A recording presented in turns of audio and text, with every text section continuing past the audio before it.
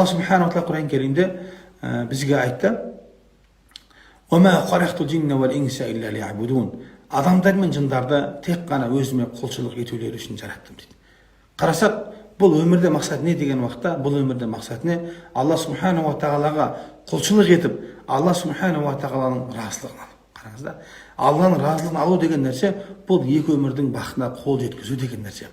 Енді Алла субханала тағала Құран Кәрімде фастабиқул хайрат, жақсы ізгі амалда бір-біріңізбен жарысыңыздар дейді. Қараңыздар, пайғамбарымыз саллаллаху алейхи ва саллям айтады, әрине жақсы амалдың түрі көп. Қысқаша айта кететін болсақ, бұл адамдарға қуаныш сыйлау. Пайғамбарымыз саллаллаху алейхи ва саллям айтады, Алла тағалаға адамдар ең жақсысы бұл адамдарға пайдалысы деді. Қолыңыздан келгенше адамдарға пайда келтіріңіз, еліңізге, халқыңызға пайда келтіріңіз. Бұл Алла тағаланың ең жақсы көретін амалы да.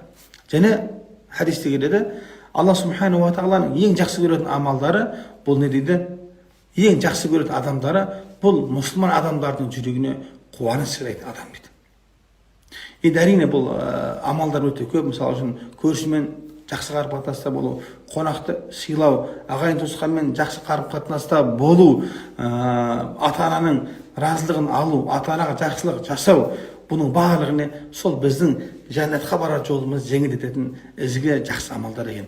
Сол үшін әрқашанда не біз Алла тағала шынайы құл бола білсек, бағана айтып кеттік қой, Алла тағала Құран Кәрімде ей иман келтірген мұмындар, Алладан шынайы қорқуда қорқыңдар. Қараңыздар, және де бұл өмірде мұсылман болып өтіңіздер дейді. Сол үшін біз Алладан қорқып әрқашан ұстарымыз тақуалық болатын болса, иншалла Алла субханала тағала бізге екі өмірдің жақсылығын беріп қояды иншалла.